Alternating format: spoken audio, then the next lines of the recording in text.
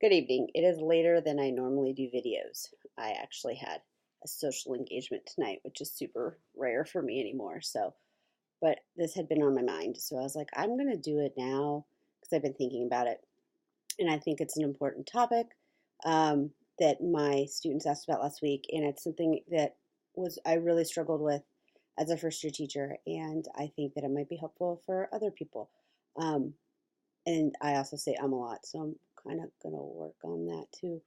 But the topic is about setting good boundaries. I've been learning about boundaries. I didn't know what they were.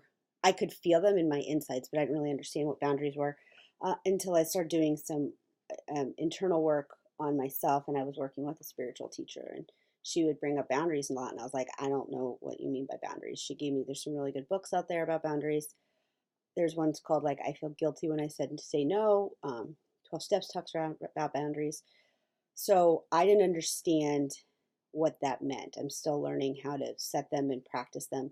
But as a first year teacher, it's really important because you're young, oftentimes, and if you're teaching high school, you're close to the age of your high school students, and so having them understand what is acceptable and not as acceptable um, is really really important. And I'm sure there's probably a handful of people that if they ever watch this video will just laugh and laugh about my lack of boundaries, that I would even have a conversation about boundaries, because my first few years I didn't understand. I just wanted to love them and take care of them, and sometimes that looked different than it had for other teachers. And so I started to understand. I started to trust my gut when it came to boundaries. The number one thing I would say for any first year teacher or any new teacher or any teacher in general is, follow the law. Laws are there for a reason. If it's illegal, don't do it. Even if it's in the best interest of the kid, I don't. I just think that that's probably a really good rule of thumb. There was a article about a principal, I think, principal or that went and bought kids antibiotics because their parent wasn't doing it. And there are days that the best thing for kids I know is to do something that might look like that. That might look like, letting them sleep on your couch in your living room, or giving them medicine that they need. But I guess I always go back to, you can't do any good for any kid if you don't get to teach, or if you're in jail, or if there is, you're not allowed to teach anymore. So even if something feels right and looks technically wrong and is illegal, you're not going to do any other kids any good if you don't get to teach anymore. Some people might disagree with that, but I've if you know buy kid medicine like this person did and get in trouble, and she never gets to teach kids again. But and so in those situations, I always, default to an administrator. I told my group of students last week the best thing to do within the first few weeks of school is to find a counselor and administrator that you trust and that you have a good relationship with, because that's who you're going to CC and go to when kids come to you with stuff that's hard. And that's step one. And, let your principal know at the very beginning any hard conversations I'm going to CC you on. And, depending on the size of the school, there would probably be more than one principal and more than one counselor. And so my advice is to get to know them all. And, at your very beginning of, being hired or being in the school, just to ask them, be like, what is your protocol about these kinds of conversations? When do you want me to CC you? When do you want me to keep a student's confidence? All that stuff. Those are important conversations to have, because if you are the kind of person that creates safe spaces in their classroom, kids are going to come to you and kids are going to tell you things that aren't that are hard, and it's hard. It's hard, and you have to learn when are the things that you sit and you listen, and when are the things that you look at that kid and you're like, I have to tell somebody. Legally, as teachers, we are mandated reporters. So if there's any violence happening, if there's anything illegal happening, if you're mandated to report it. If you don't report it and something happens, you're liable. You're responsible. So And let your kids know that at the very beginning. Be like, I'm here for you and I'm here to listen to you, but you need to understand that certain things I have to tell somebody. And if you tell them that at the beginning of the year and they still come and tell somebody, still come and tell you stuff, that means they're asking for help because they. Also, when it comes to soon to be English teachers, there's a lot of writing that goes on in English class, and you're going to get stories that break your heart, and kids are going to pour their guts out and on paper, and it's that same kind of conversation. I taught creative writing for years, and I wanted kids to feel like they could share who they were. And at the very beginning of every writing assignment, I told them, I was like, you guys, if it gets scary, if you write something, we have to have a conversation or I'm going to have to report it. And they all were okay with that. They were all totally fine with that because I was transparent at the beginning. I let them know where it was. Sorry, my cat just bit me. Why? That is rude. I don't know if she wants something. That hurts. Anyway, so as you might overhear things, they might come to you, but just let them know ahead of time that if anything gets scary, that you're going to have to tell them. It doesn't mean you have to tell a parent, but you'll have to tell an admin. I also started using my gut. Your intuition is important. We don't talk nearly enough about intuition as teachers or just as humans. But if something feels wrong, if if something just feels off, if a kid asks you to not tell someone or to, if just something feels off, trust that because that will speak volumes. It really really does. You need to start to use those instincts. There was a student a couple years into teaching who called me one night. It never bothered me that they had my phone number. Um, this was also in 2000, between 2003 and 2010. So cell phones, it was different. It just was a different time. And he called me because he's like, we have to get out of the house. It's bad. I grabbed my sister. We're on our way to your house. And I remember being like, oh God, what do I do? What do I do? Because my first thought is, I was like, if he comes here and they report him as a runaway, then I'm housing a runaway. That was my first thought. So I called my assistant principal and I said, what do I do?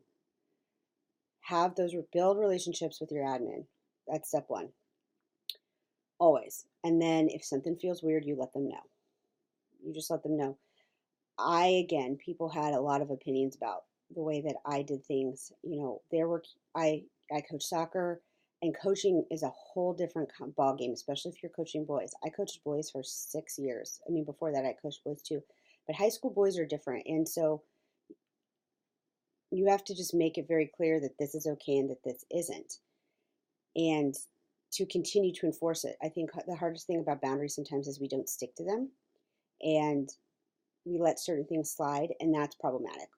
Kids need consistency. Everybody needs consistency and boundaries. And so if you say, this is not okay in my classroom, and then somebody else does it and they don't get in trouble for it, that's a problem because that gives the wrong message.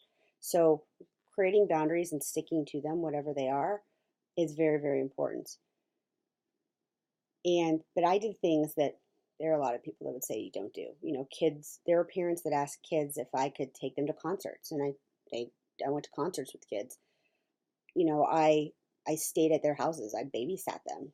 I was also in a smaller town, and I don't know if that makes a difference. I remember my first year teaching during the dances and how, much I wanted to go dance with them, and not like in a weird, creepy way, but just to enjoy the music, cha-cha slide, that kind of stuff. And I remember asking my assistant principal and being like, is this weird to be with them, like, to dance with them at dances? And her response was, enjoy your students. So I would dance with them. The second, but they knew not to like get up on me because at that point, then I was like, I'm done. Bye. So that's setting a boundary. We can dance in a circle. We can have fun. We can do a line dance together. The second you make it weird, it's done. And so that's a good example of setting a boundary. There are some people that just don't even go there. Again, it's up to you, and it's the way that you initiate that boundary.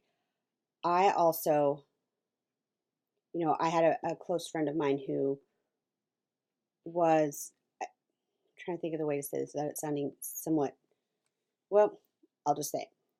She was a, kind of like a professional model, and her boundaries had to be different than mine because she looked different than me. And that, I know that sounds strange, but she she had to have stricter boundaries because of what she did before she was a teacher and also during while she was a teacher. Those are things you need to pay attention to. You need to pay attention to your age. You need to pay attention to the way you dress because you are a role model and they look to you. And I remember I struggled with that a lot. Um, at that point, didn't have any really visible tattoos, and I was very nervous about getting visible tattoos. And I actually got my first one. It was on my wrist, and the kids freaked out because they think, again, we live in a different world right now, where teachers have full sleeves and there's nose rings and whatever. And I had a little star here, and within days, kids were drawing stars on their wrists. And I was like, oh, this is why. This is why it's a thing. I remember I had dark purple in my hair and just kind of throughout of my whole head of hair wasn't purple. And I remember being nervous about that. And I walked into a PTA meeting and I was chatting with the moms, and this mom looked at me and she goes, oh, you're the reason my daughter wants purple hair. I was like, yeah, you just got to pay attention to that stuff. You have to pay attention that you are presenting yourself, and that's what I think makes teaching hard sometimes is teachers aren't allowed to be humans. They are put on pedestals. The mistakes they make are a much bigger deal, and they're under a much more amount of scrutiny than other professions. And part of it is it's the idea of like, well, if this is who you are outside of school, then I don't want you teaching my kid. Like, what are you bringing to the classroom? A lot of the times teachers aren't allowed to have as personal lives, if you will, especially if you live in the district. I was always jokingly kind of told, you don't want to live where you teach, because if you want to go buy a 12-pack of beer and it's a small town, every kid like, we saw Miss Snaster buying beer. I mean, it's a thing. Like that is a thing. And so you have to sometimes go shopping different places. It's such an odd position to be in sometimes. And so those are the boundaries you have to create for yourself, what you're okay with. And a small town versus a bigger school, an inner city, like there's all of these variables that go into the way that you set boundaries.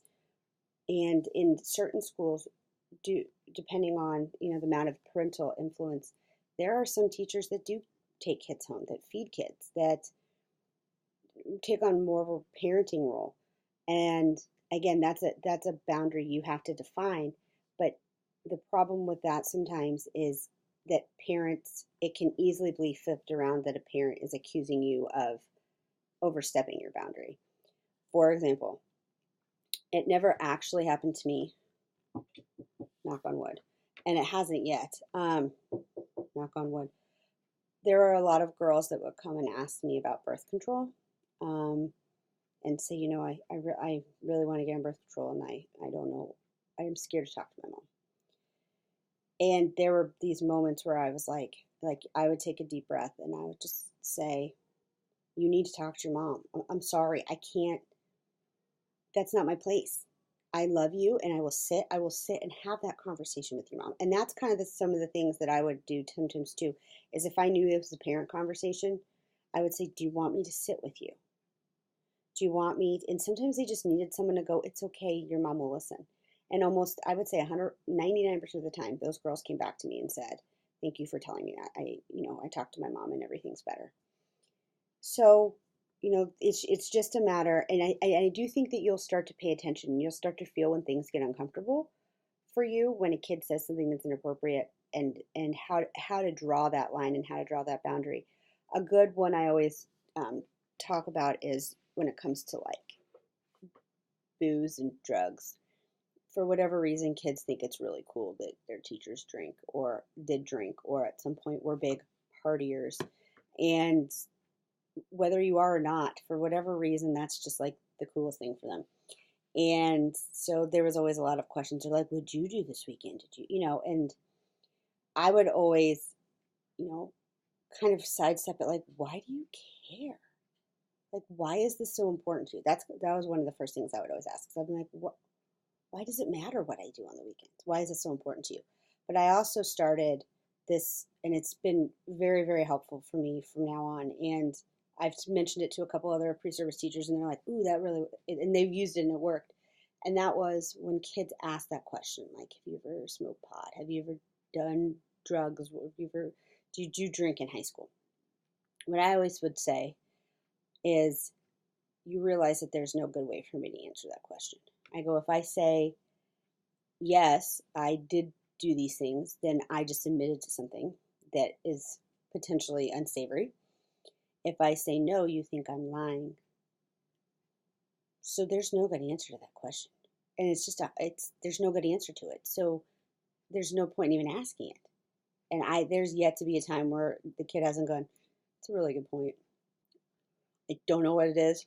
I don't know if it's that they just desperately want to, I don't know. I mean, maybe I was the same way, that I thought that that would be cool if my teachers did that in high school. But the best thing to do is just be like, this is why is this a conversation? Why is this conversation important? And it's the same with, I think, your personal life in terms of dating and relationships. And as a single teacher, it's different. When you're married and you have kids, I think kids just kind of are okay with that. But if you're a single teacher, if the amount of like matchmaking that tries to go on, they're very concerned about your dating life. Who are you dating? There's a guy, they're very, very concerned about this, and they really want you to like meet someone, because again, that's very important to them. It is up to you how much you choose to share with your students, but I do think that there is something to be, again, it goes back to this, why is this important to you? Like if you had a long-term boy, and you just got engaged and you want to share that, that's, again, that's up to you. But I think it's also about a comfort level of what you feel comfortable sharing. But you will start to also feel when you share things that is too much for students. And I can give you an example for this. I've started to recognize other people's boundaries, which is really, really great. And so for my whole life, I've been an overshare, and I just share too many things, period. And I've had to kind of rein that in, because I've realized that that's a weird sense. It's a weird anxiety thing and kind of a codependence thing. And it's actually crossing other people's and not respecting other people's boundaries. So I've started to pay attention to that, and when I can feel it from somebody. So with my tutoring kids, they're always, I'm closer to them. I sit one-on-one with them. It's a different kind of relationship sometimes. And they'll ask me, if there was a guy I was dating or a guy I was texting. And I remember that there were moments where I was saying something, and their response, I made them uncomfortable. And I remember being like, oh, they don't like that I'm talking about this. Oh, this is not okay. So what I've realized is that, if they ask me something and they genuinely want to know, I will share up to the point where I can tell that they are done with this conversation. And if I volunteer it versus them asking, it feels different too. So if um, I volunteer a piece of my life that they feel like they shouldn't know, or that they're not privy to, they get uncomfortable. And the same thing will happen with your students. If you are an overshare, if you are somebody who feels the need to share all the things, you'll start to recognize when your kids are like, I don't know if I really you should be telling me this. This is weird. That's important too, because again, these are things that as a first few teachers, nobody told me about this. Nobody talked about it. Nobody said this is how to set a boundary. Nobody told me that I'd show up as a 23-year-old teacher and really not like a super cute teacher. Like just a young lady, that the things that they would say. And no, nobody told me, because I didn't say things like that to my teacher. And they did. And I just was like, what? And I didn't have the tools to kind of dismantle it. What I ended up doing oftentimes is when I got asked to prom, I got asked on dates, people asked me to marry them. I mean, again, all in joking. And I just would kind of look at them and be like, that's so weird, guys. That's just weird. Just don't say those things. It's just weird. And kind of be like, no, without making them feel like super stupid about it because I didn't want them to ever think that they couldn't share things with me. So my way of, and maybe I wasn't strong enough, maybe I didn't shut it down enough, but my way of doing it would be kind of to like pat them on the head and be like, that's really nice, but that's really weird. When they would ask me to prom, I'd be like, I'm going to prom, right? I'll see you there. I'll give you a high five. Like I always kind of, I never just dismissed them completely as much as I was like, I love you too, but not like that because that's weird. You're being weird. Stop it. So but that's my personality. Like that's who I am. So you have to find your own way of setting those boundaries with your students that they still know. And it's such a weird line to walk. It's such a wavy, wobbly line that we just don't talk nearly enough about. And it does, it takes practice. But if your baseline is always legalities and basic moral code, stick with that. But what's hard sometimes is that moral code and what's best for kids might um, intersect, maybe not in a positive way. For example, is it best for kids to eat when they're hungry? That's pretty much best for humans. Is it best for kids to use the restroom when they have to and when they water? Sure. If your school has a strict, no going to the bathroom during the, I don't think they can legally do that, but if just say that's one of those situations where like the moral code of what's best for humanity and humans versus what the rules say. But always have a support system, have a counselor, have an admin that you feel like you can tag in an email, or that in the second something is weird, the second something gets weird, the second you feel uncomfortable, you've got to tell somebody. A kid said this thing and I don't know what to do with them. You tell your principal, because the second you make things look like a secret is when it's a problem. If a kid says something inappropriate to you that makes you uncomfortable, you need to tell somebody, because if you don't and somebody overheard it and then they say it and you didn't, it makes it look like you're hiding something. Transparency is key. Cover and have a paper trail. Document things. If you have a kid that feels like they're a little needy, they've been coming in a lot, same problems, you feel like they're always in your room, and it's starting to make you uncomfortable and it's starting to be a distraction to them and to others, you got to document that. You document, you CYA, you email, because that's how you protect yourself. You have to be transparent and you have to be honest with your students too and say, I love you, but I can't help you with this right now. This is too big for me. How else can I help you? Who can I send you to? You have a list of resources. You have a list of things, because at some point you can't be everything to them. And that boundary that line that you draw, you have to own it. It has to be comfortable for you, but you have to be willing to draw it and you have to be willing to enforce it. When it comes to students after they graduate, people have lots of opinions about that too. I am lucky that I always jokingly say that I'm a lifer, and if we interact on any level, um, whether you're my student or, and I mean I've had so many students in so many contests, tutoring, high school, not now credentialing students, ACT. I taught ACT classes for a while, preschool, whatever. I'm not going anywhere. I'm here for you forever. I don't know how to detach. I don't know how to not form those kinds of relationships and enforce them. And so I'm very, very lucky that a lot of my very close friends actually are former students and that who I've stayed in touch with, and I'm 100% grateful for that. And it never bothered me. It never bothered me to maintain those relationships. They're important to me. You work hard to develop a relationship with a kid for 4 years and then they just leave. That just never made sense to me. And so that's kind of, there are tutoring kids in California that I still talk to and their parents. There's nobody from the preschool at this point, but I mean, but that again, that's up to you and your comfort level. If you want nothing to do with them after they graduate, then you draw that boundary, be done with it. But the most important thing is whatever that boundary is, that you maintain it and that you are clear about it and that you are consistent with it, and just trust your instincts. If something feels off, tell somebody immediately. It's not worth it. It's not worth keeping secrets at all. And just CYA. That's what they always said. And again, someday somebody will stumble across this video and just laugh and laugh and laugh because it took me so long to figure this out. But you know what? I got to take care of kids and love kids, and teaching at that high school was like the most fun.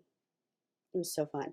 And that's where I think a lot of people are, I was young, I didn't have a family, I didn't have a significant other. And I got to do that. And I'm so grateful for that. And I'm grateful for the relationships that I've formed with my students and with the faculty. I'm so grateful for it. But there was a big learning curve for it. And if my mistakes, which they were, I made mistakes. If my mistakes can help somebody else, make a good choice, then that's all that really matters. And so whoever stumbles across this and laughs at my conversation about boundaries with students, um, I've learned, I've gotten better. I've worked hard on that, and I will continue to work hard on it. And it's even interesting with my, my college students who seek out, can I add you on Snapchat? Can I, add you on Facebook? I don't care. My life is so boring right now. Bring it on. But 10 years ago, it wasn't. 10 years ago, 15 years ago, it wasn't. And having those things back then, I didn't get on Facebook till I stopped teaching high school. And that's the truth. Now, because I've, chilled out a little, it doesn't bother me. Are there moments where I'm like, God, I wish I could post this? But, kids are following me and seeing what I'm doing. And I'm like, yeah. And that's kind of almost sometimes my moral code, to be completely honest. Like, do I want my students knowing I do this or I was doing this thing? If not, then maybe I shouldn't do it. I mean, sometimes maybe that's what I need. Who knows? So hopefully this was helpful. Again, I'm not perfect with all these things. I'm still learning them. But if it's something that was beneficial to you, they're important. Boundaries are important. Start paying attention when people set them. Your kids will set them. They'll let you know when they don't want to have a conversation anymore, and you need to respect those. Start just listening to your insides, and when something feels off, kind of check in with that. So, thanks.